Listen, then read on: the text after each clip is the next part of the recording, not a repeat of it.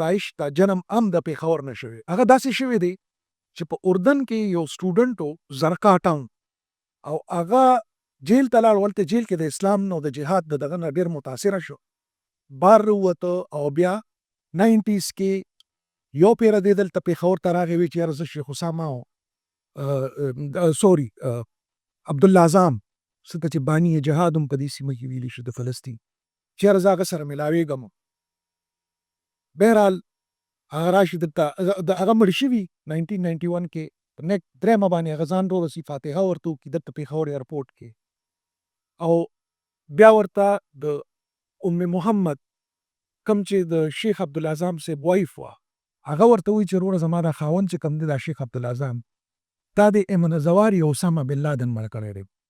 چې جهاد ختم شو نو شیخ عبدالاعظم وی چې چونکې اوس مونږ دلته کې روس لاړ ماتې وخوړه، اوس پښتانه پوشه، افغانستان پوشه، دی شریعت راولي، دی پارلیمنت راولي، خو ازادي ورته میلو شو، اوس دلته زموږ د جهاد ځای نه پاتې کېږي او راځئ چې ځو فلسطین ته، ځکه چې پخپله فلسطیني و.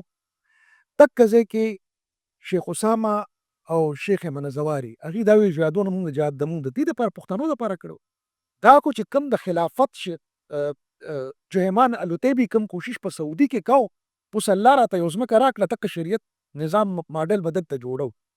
دغه ځای کې جګړه وشوه، ویلې کېږي داسې په تاکال کې په یو جومات کې مونځ وکړو د جمعې، او بار راووتو، بم ورته چا ایښی و، سره د دوو زامنو مړ شو شیخ عبدالله اعظم.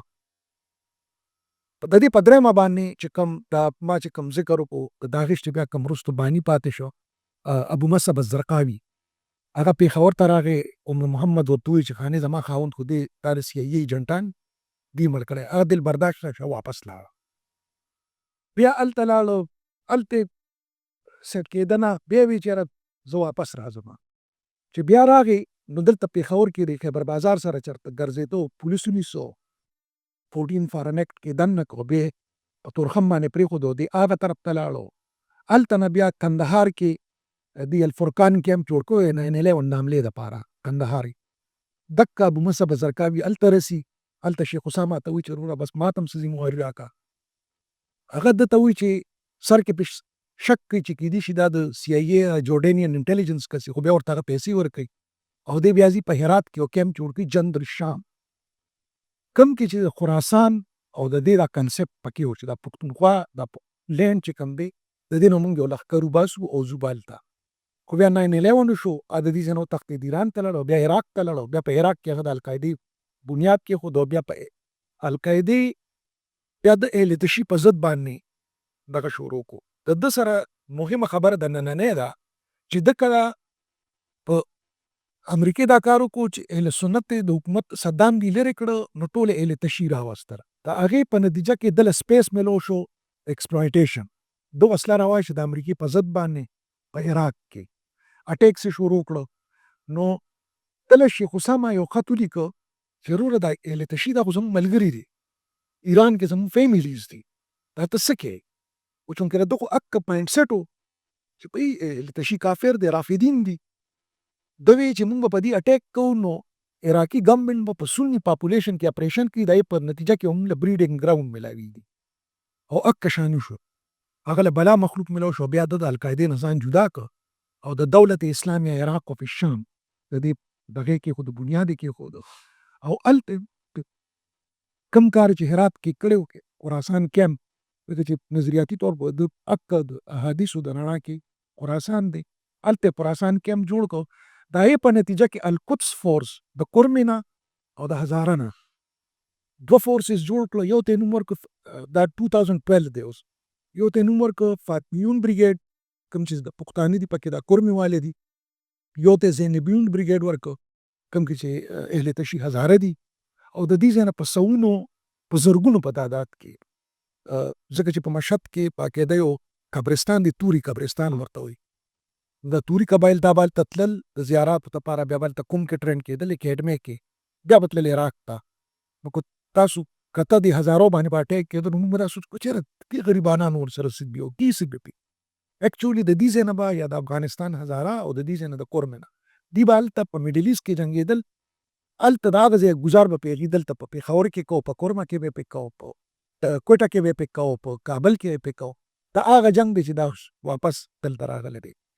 بیا امریکا چې وتله طالبانو ته معاملات هینډ ورکول نو داعش ډېر غټ اټیک وکړو په ایرپورټ باندې. دا علامتي اټیک و، ډېر غټ اټیک و، شپږو پکې امریکایان ومړو، په سلونو پکې افغانیان ومړه شو. خو دی طالبانو ته دا یو میسج ورکړ چې بهی تاسو امریکا خو ځي خو جنګ نه ځي له دې ځای نه. تاسو چې چاته چابیانې پرېښودې موږ هم ځان له څه وایي زموږ په ټارګېټ باندې به دي.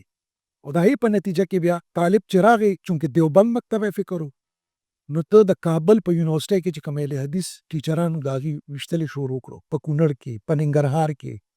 او د هغې په نتیجه کې چې کوم د باجوړ ملګري دي هغوی ته وپته چې د کونړ یو والي و هم راوتښتېد باجوړ کې پناه واخیسته دا اوس چې داسې روان. او د هغې په نتیجه کې جمعیت علما اسلام په غونډو باندې اټیکونه شو. نو دا عمل رد عمل. اوس په بس فاینل کنکلوژن چې دا دلته ولیدي دا دلته ځکه دي چې او په دې کتاب کې ما ذکر هم کړی زه د اشکمن بیلي زه په دې دغه نه بره د دې ګزر یو ډسټرکټ دی د ګلګت بلتستان زه هلته ناست وم سړه خبره ده. نو لاندې بدخشان په واخان کې سپین چتونو د امریکن بیس و او مخامخ غټ ټاور رڼا راتله داسې لږه لږه 80 کیلومیټره دغه کې به خو راتله شپه وه. ما ته ویل که هغه بدخشان د بل ملګری را سره ناست او دې خوا د هونزه د غر نه دې طرف ته چین و. نو ما هغه ملګري ته وی چې دا د امریکا شوه پرزنټ سوپر پاور هغه د مخامخ روس ناست دی فارمر سوپر پاور د دې نه اخوا اپکمنګ سوپر پاور. په دې خو یو بل ته هیلو های نه کوي که نه هسې خو دلته داسې نه دي نه زما او یو ډسټرکټ لکه زموږ یو پروینس دی دغه ګلګت بلتستان د هغې خپل سټریټیجیک امپورټنس دی. بیا دا ګلګت کې ما په دې بک کې ریسرچ پیپر کوم چې د اے این پی په دور کې تاسو کړی دی چیمبر آف کامرس ډیلیګیټس مو لیدلي الیاس پلور صاحب دي نو هغې د دې ټولو وسایلو میپینګ کړی دی او ګوادر باندې سټیټسټک سره چیمبر آف کامرس سټیټسټکس یې ورکړي. هغه سټیټسټکس بیا ما راواویستو دې کې مو لیکل چې د دنیا د هر بندرګاه نه ته سنټرل ایشیا ته ځې ته چې په هر بندرګاه ځې ایون سې دا دې چې وایي چې بندر عباس او چابهار او لکه دا هسې ایلوژن دی. په ګوادر چې ځې ستا کنټینر د 13 نه 40 ورځو کې په سمندر کې د والیوم په حساب سره وزن نی 60 فیټ کنټینر چې ستا ځي د ګوادر د لارې سنټرل ایشیا ته یا د سنټرل ایشیا نه مال ځي ساوت ایشیا ته میډل ایسټ ته یا هر ځای ته چې ځي او داسې 30-40 ورځو پورې رسي او $5,200 پر فیټ خرچه پرې راځي. او نور چې ته په هر دغه راځي ګوادر نه علاوه 90 ورځو کې $7,500 نه $9,700 پورې خرچوي. نو یو خوا چېرته 90 ډیز چېرته 30 ډیز کم تجار به دا وایي چې یاره زه 90 ورځو پورې زما معلوم پروت وي او زه یې پیسې هم ډېر ورکوم. نو د ګوادر سټریټیجیک امپورټنس ځکه دی. دا چابهار به لکه مثال زمونږ د افغانستان سره دا ټرانزیټ ګیټس نه دي دا ډېر دي ټریډر دپاره. لکه اوس دغه ټریډر دی د کندهار هغه سره که پاره چمن لار ورسره وروړپې ښه د کونړ ټریډر دی یا د ننګرهار ټریډر دی هلې دې خوا راشي په تورخم دې ورموټ یا د مومندو دا لاره ورته آباده کړي. ایران سره دا فیسیلیټي نشته. اسلام کله ده که کونړ ته هم ځي نو په حق اسلام کله به راځي دي کونړ ته به ځان رسوي. که بدخشان ته هم ځي نو په حق باندې به راځي هغه بدخشان. ما سره روټس ځکه سنټر وم نو زه په خوست والی شم په انګورډۍ والی شم په کورمې والی شم که سنټرل افغانستان ته انټري کوم زه به دا نه کوم چې زه به هغه ځای نه به مې ګاډۍ را روان کړي او د باجوړ بارډر ته به ځم او د هغه ځای نه به انټري کوم بیا به ځم بدخشان ته. نو ځکه زه وایم چې د ګوادر چونکې مونږ سره دی نو د دې امپورټنس ډېر دی. اوس فاینل دا چې زمونږ پښتانه سیمه او بیا د پاکستان دا په داسې دغه کې چې مونږ د نیمې دنیاګۍ په منځ کې یو. زما نه شاته زما 2 ګاونډیان دي ډېر عرب آبادي ده لکه څه 3 عربه خو دې دا شو ډایرکټ مور سره بارډر ټچ دی ټوټل 7 عرب ده. نو هغه نیمه دنیا چې ځي دې نیمې دنیا ته ځان رسي نو په ما به تېرېږي او دا نیمه دنیاګۍ چې هغه نیمې دنیاګۍ له ځي نو په ما تېرېږي. یو کُوري دا سټریټیجیک امپورټنس و. پښتنو کې بیا په چترال کې لیتیم پروتې دي، په کونړ کې لیتیم دی. یو دې د لارې شو، یو دې د وسایل شو. داسې په بلوچستان کې په پښتنه سیمه کې هم لیتیم پروت دي او لیتیم د فیوچر جنګ دی. دا به درسره کېږي. چین ځان رسول غواړي مارکیټ ته، هغه په ضد کې چې کوم سپویلرز ورته مونږ وایو طاقتونه دي هغې هغه ودرېږي.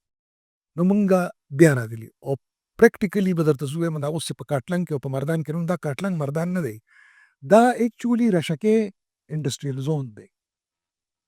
اور دا بچې دي کوم سره. اینډ کې به دا شي عمدک صوابۍ، مردان، کاټلنګ، نوښار. ځکه چې چین څنګه راکوشي لومبنۍ هواره ځمکه ورته نوښار، مردان، صوابۍ ده. اخوا خو غر دی، شانګله او کوهستان، هلته هواره ځمکه دونه نشته کنه او دې خو سپې خو به چرته ږدي کنه، په هوا کې خو نشي کېناستی. نو ځکه زمونږ په دې مردان ویلي کې یا په نوښار ویلي کې، صوابۍ کې دلته دا داعش او دا ټایپ چې کوم پراکسیز دي دا